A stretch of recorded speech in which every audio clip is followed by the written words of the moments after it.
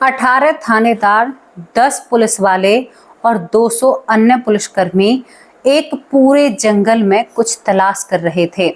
कुत्ते जो पुलिस के हायर किए होते हैं, मतलब पुलिस उन्हें जो सिखा कर रखती है, सीबीआई के कुत्ते। और दोस्तों पूरे जंगल में जो टॉर्च होती है उससे कुछ ढूंढा जाता है। घने जंगल में जाकर एक ऐसी चीज मिलती है जिसे देखकर यहाँ पर एक एसएचओ चिल्ला पड़ते हैं।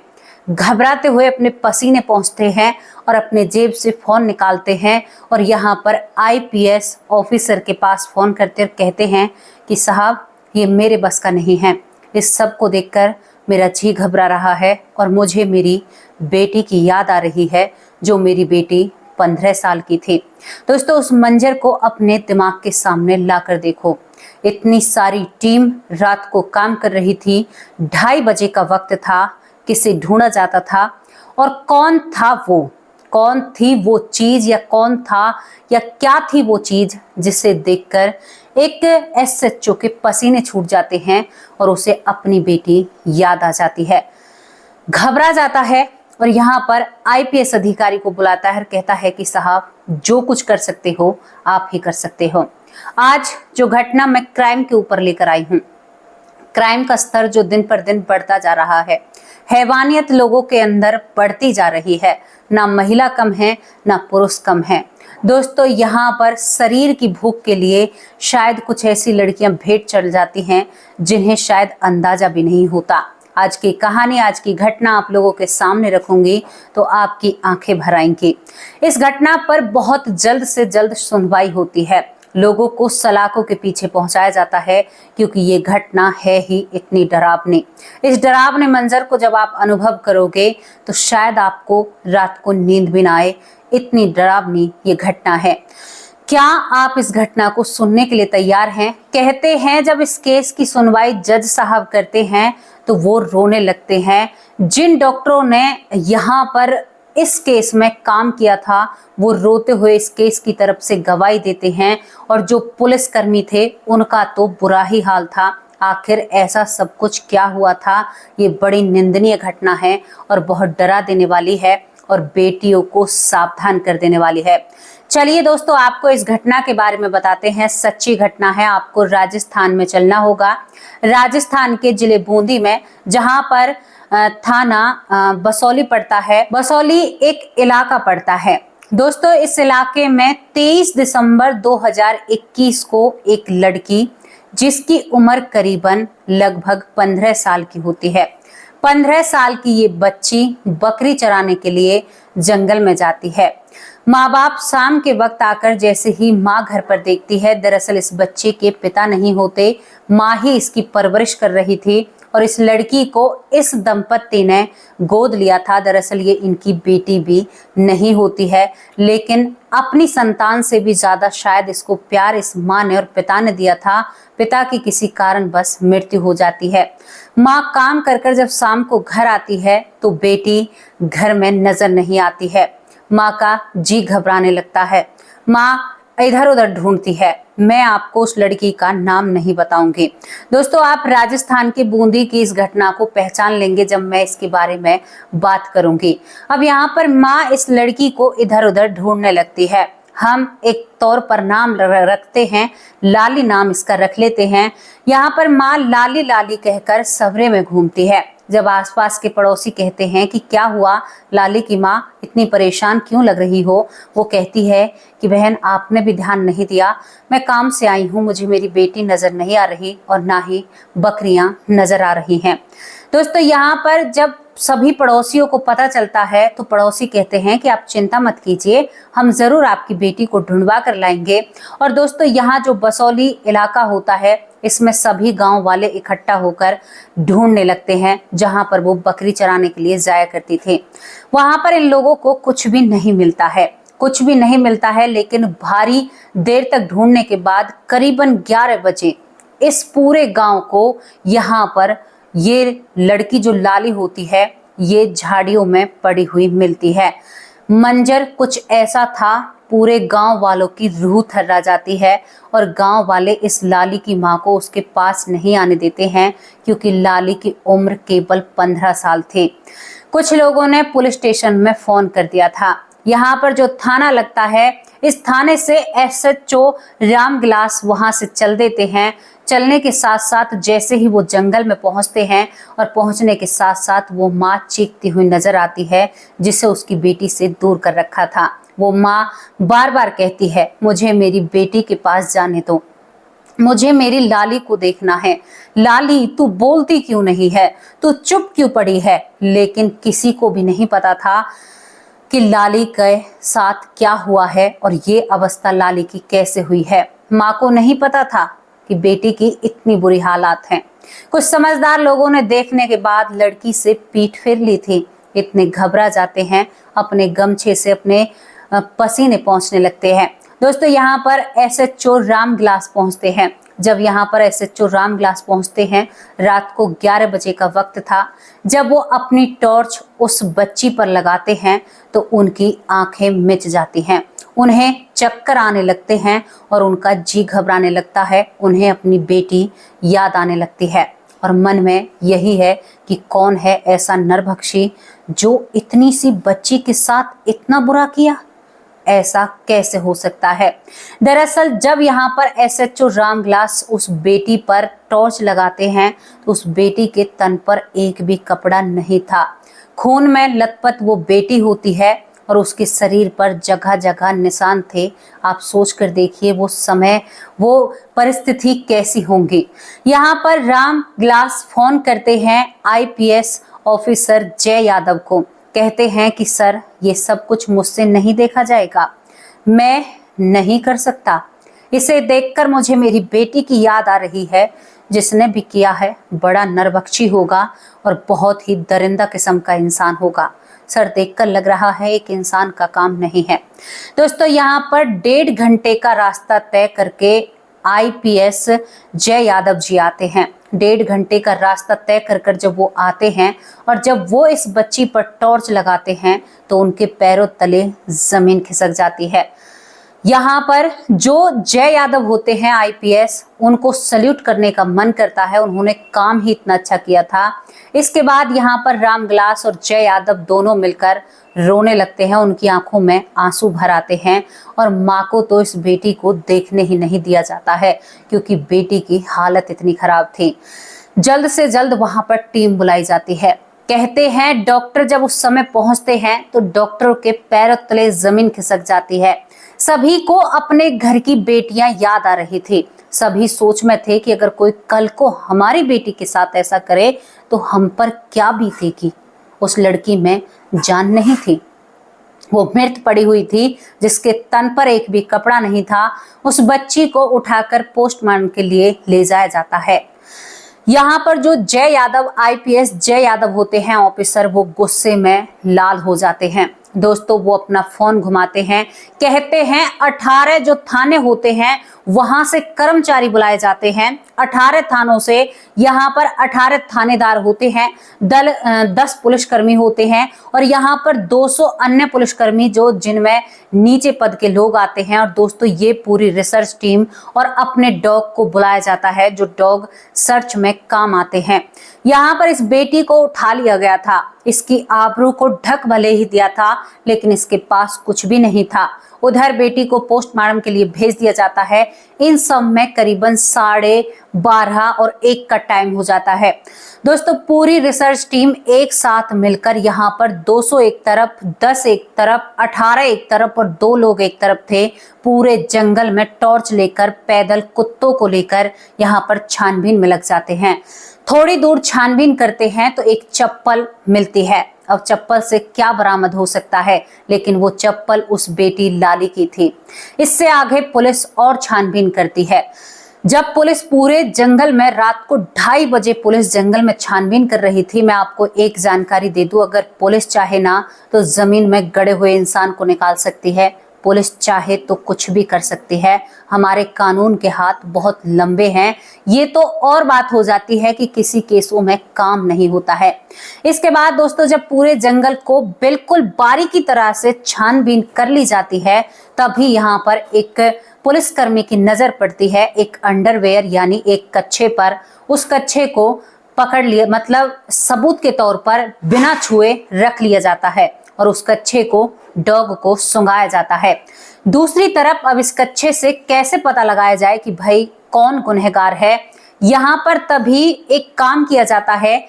उस जंगल में बीती 23 तारीख से पहले यानी एक दिन पहले 22 दिसंबर से और 23 तारीख तक यानी शाम तक कितने लोग प्रवेश करते हैं, तो दोस्तों यहाँ पर पता चलता है कि 12 लोग इस जंगल में आते हैं। 12 लोगों की एक लिस्ट तैयार की जाती है। जब 12 लोगों की लिस्ट तैयार की जाती है तो सभी 12 लोगों को एक साथ खड़ा किया जाता है। सभी कहते हैं कि साहब हमने नहीं किया, साहब हमने नहीं किया, हमें क्यों अरेस्ट किया है। इन 12 लोगों को एक साथ खड़ा किया जाता है और उस कच्छे को कुत्ते को सुंघाया जाता है और इसके बाद उस कुत्ते को इन 12 लोगों पर छोड़ दिया जाता है। दोस्तों कुत्ता हर एक व्यक्ति के पास जा रहा था, लेकिन वो हर लोग को रिजेक्ट कर रहा था, यानी हर इंसान को। लेकिन यहाँ पर एक सुल्तान नाम के व्यक्ति के पास, जिसकी उम्र करीबन 60 साल होती है, सुल्तान नाम के व्यक्ति के पास आकर ये डॉग रुक जाता है। जब सुल्तान नाम के व्यक्ति के पास आकर ये डॉग रुकता है तो यहाँ पर उस सुल्तान नाम के व्यक्ति को अंदर ले जाया जाता है अलग कमरे में और उससे पूछताछ करी जाती है। पहली पूछताछ में सुल्तान कहता है, जब पुलिस वाले कहते हैं, यहाँ पर आईपीएस ऑफिसर जय यादव कहते हैं कि क्या ये अंडरवेयर आपकी है, क्या ये कच्छा आपका है, तो यहाँ पर ये व्यक्ति बड़ी सफाई से कहता है कि साहब मैं तो पहनता ही नहीं हूँ। अब पुलिस दूसरे क्रॉस तरीके से इस केस पर रिसर्च करना चाहती है। दोस्तों पुलिस बिल्कुल भी इस व्यक्ति को नहीं मारती है, क्योंकि बाद में इससे वसूल जो करना है। इसके बाद पुलिस इस व्यक्ति के घर जाती है जिसका नाम सुल्तान होता है। सुल्तान के घर जाकर जब उसकी बीवी से पूछताछ की जाती है तो उसकी बीवी कहती है, क्यों नहीं पहनते मेरे पति? मेरे पति अंडरवेयर पहनते हैं, रोज पहनते हैं। तो उन्हें वो जो उस व्यक्ति की अंडरवेयर होती है, कच्छा होता है, उसे दिखाया जाता है तो वो कहती है कि हाँ ये मेरे पति का कच्छा है। और जितने भी उसके अंडरवेयर थे सभी को भरकर पुलिस चौकी लाया जाता है। इसके बाद इस व्यक्ति का पैंट उतरवाया जाता है तो देखते हैं इस व्यक्ति ने अंडरवेयर पहनी नहीं थी, यानी पुलिस ने इतनी जल्दी वो सब कुछ कर दिया था कि ये व्यक्ति दूसरा अंडरवेयर पहन ही नहीं पाया था। आप सोच कर देखिए यहाँ पर आईपीएस अधिकारी ने कितनी जल्दी काम किया था और यहाँ पर एसएचओ ने कितना बेहतरीन काम किया था। 200 पुलिसकर्मियों ने, 18 दरोगाओं ने कितना बेहतरीन काम किया था। यहाँ पर जो थानेदार होते हैं उन्होंने भी अपना बेस्ट दिया था। अब दोस्तों यहाँ पर जो ये सुल्तान होता है ये पूरी तरह से घिर चुका था। इसके पास कोई भी ऐसी चीज नहीं थी कि जिससे ये देखकर ये कहे कि भाई ये सब कुछ मैंने नहीं किया। अब पुलिस इस पर अपना डंडा घुमाती है। इससे जब पूछताछ की जाती है तो यहाँ पर पूछताछ में यही निकलता है, ये दूसरे व्यक्ति का नाम लेता है जिसका नाम छोटे लाल होता है, जिसकी उम्र 25 साल होती है। और तीसरा ऐसा शख्स यानी एक ऐसा बच्चा इसमें निकलता है जिसकी उम्र कुल 12 साल होती है। 12 साल का लड़का भी इस गुनाह में शामिल था। तीनों को बैठाया जाता है। अब लड़के का नाम तो मैं आपको नहीं बता सकती जो 12 साल का था। हालांकि जब डॉक्टर इस लड़की का पोस्टमार्टम करते हैं तो डॉक्टर कहते हैं कि सबसे ज्यादा हैवानी जब टेस्ट किए जाते हैं उस लड़की के शरीर पर जो भी चोटें थी, कहते हैं सबसे ज्यादा जो हैवानी है वो इस 12 साल के लड़के ने ही उस 15 साल की लड़की के साथ किया था। क्या करूं मैं, क्या कहूं आप लोगों से, किस दिशा में हमारे बच्चे और हमारे ये कैसे कहूं कि कहां पर जा रहे हैं। इसके बाद जब इनसे पूछताछ की जाती है कि भाई आप लोगों ने ऐसा क्यों किया, तो ये लोग बताते हैं कि ये बकरी चराते हुए कई दिनों से नजर आ रही थी और इसको जबरदस्ती, ये लड़की बहुत ही तेज तर्राट थी, ये जवाब देना बखूबी बहुत अच्छे से जानती थी। जो लाली होती है वो कभी भी किसी की बात को उधार नहीं रखा करती थी। अगर उससे कोई एक जवाब दे तो वो दो जवाब देकर वापस आती थी, यानी ईंट का जवाब वो पत्थर से दिया करती थी। और यही उसका नेक, जो इसके अंदर एक खूबी थी या इसका जो कड़कपन था, यही उसका दुश्मन बन जाता है। दोस्तों यहाँ पर ये तीनों हैवान इकट्ठा होते हैं। इस लड़की के साथ जब ये गलत करते हैं, जबरन करते हैं, तो ये लड़की विरोध करती है। विरोध करते करते इस लड़की के प्राण निकल जाते हैं और प्राण निकलने के बाद जब ये मृत हो जाती है, जब इस लड़की के साथ हैवानियत की जाती है, कहते हैं 19 बार इस लड़की को दांतों से काटा गया था। 19 बार इस लड़की के शरीर पर, यानी हर जगह से जहां भी दांत बनाए थे वहां पर मांस यानी स्किन को नहीं छोड़ा था। इतनी बुरी हैवानियत 12 साल का लड़का इस लड़की के साथ करता है। किस लिए? ये लड़की जवाब दिया करती थी। ये लड़की किसी की तरफ नैन मटक्का नहीं किया करती थी। दोस्तों यहाँ पर इस लड़की के साथ मरने के बाद वो सब कुछ हुआ था जो जीते जी ये लोग नहीं कर पाए थे। और यहाँ पर ये लोग बताते हैं कि ये चलता चलता उस अंडरवियर को फेंक कर चला जाता है। इसी से सब कुछ मालूम होता है। और एक और बात जिसे कहते हुए मुझे बड़ा जोर पड़ रहा है, इस लड़की के तेज धार हथियार से प्राइवेट पार्ट को बिल्कुल ही खत्म कर दिया गया था। 15 साल की बच्ची के साथ कौन से हैवान हो रहे, शर्म आनी चाहिए। यहाँ पर जो ऑफिसर, आईपीएस ऑफिसर होते हैं जय यादव, उन्होंने कह दिया था कि मैं 1 हफ्ते के अंदर इन लोगों को छोड़ूंगा नहीं। दोस्तों यहाँ पर स्पेशल पुलिस बैठाई जाती है। यहाँ पर जज साहब बुलाए जाते हैं। पोस्टमार्टम की जो रिपोर्ट आती है उसमें भी साफ साफ लिखा हुआ था, वहीं से लिखकर पता चलता है कि इस लड़की के साथ क्या हैवानियत होती है। यहाँ पर हेमंत नोगिया को इस पर पूरी सुनवाई के लिए यानी इसका, क्योंकि उस समय कोरोना काल चल रहा था, कभी कोर्ट बंद होता है कभी खुलता है, तो जो हेमंत नोगिया होता है उसे स्पेशल एक पुलिसकर्मी बिठाया जाता है कि भाई कुछ भी हो जाए। यहाँ पर दोस्तों 29 अप्रैल 2022 को इस केस पर सुनवाई होती है। आप सोच कर देखिए, मतलब एक फैसला आता है। और फैसला क्या आता है कि जब जज साहब इस केस को सुनते हैं तो उनकी आंखें भर आती हैं, वो भावुक हो जाते हैं। और जो गवाही देने के लिए डॉक्टर इस लड़की की तरफ से आए थे, वो डॉक्टर भी रोते हुए कहते हैं कि साहब जिंदगी में बहुत पोस्टमार्टम किए हैं, लेकिन ये हमारी जिंदगी का पहला ऐसा पोस्टमार्टम है जहां पर एक 15 साल की बच्ची के साथ इस तरह की दरिंदगी की गई हो, वो भी इसकी मृत्यु के बाद।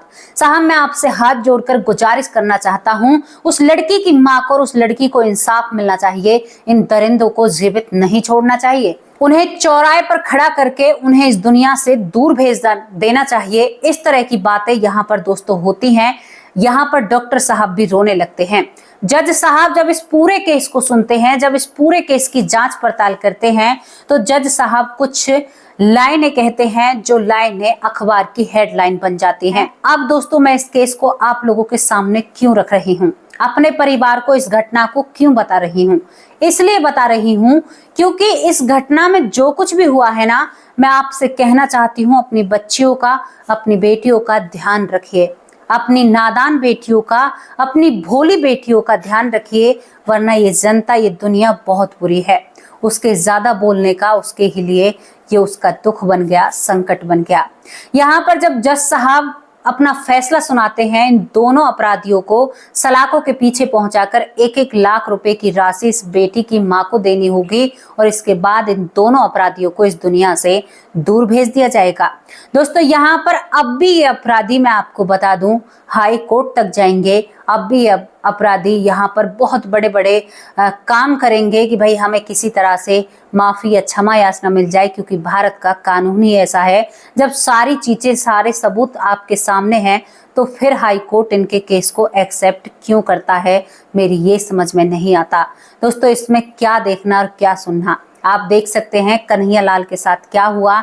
आज तक भी उस केस पर कोई भी कुछ भी खुलासा नहीं है, जबकि सब कुछ वीडियो में सामने है। क्या कहें इन लोगों के बारे में, क्या चर्चा करें, क्या विषय बताएं। बड़ा दुख होता है ऐसी चीजों को देखकर। लेकिन यहाँ पर आईपीएस ऑफिसर जय यादव ने अपनी ईमानदारी से उनको तो सल्यूट करना बनता है, दूसरी तरफ जो एसएचओ राम ग्लास होते हैं उन्हें भी सल्यूट करना बनता है।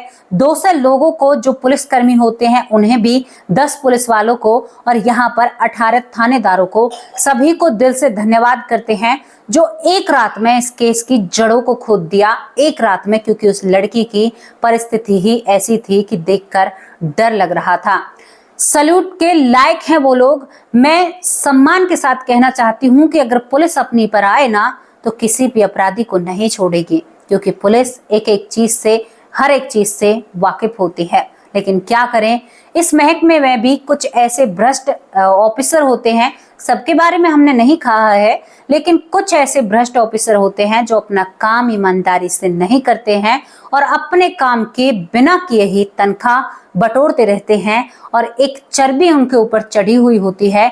उन्हें कुछ सीखना चाहिए यहाँ पर जय यादव सर से, उन्हें सीखना चाहिए यहाँ पर एसएचओ राम ग्लास से, उन्हें सीखना चाहिए इन ऑफिसरों से जिन्होंने एक रात में इस केस की जड़ों को हिलाकर रख दिया।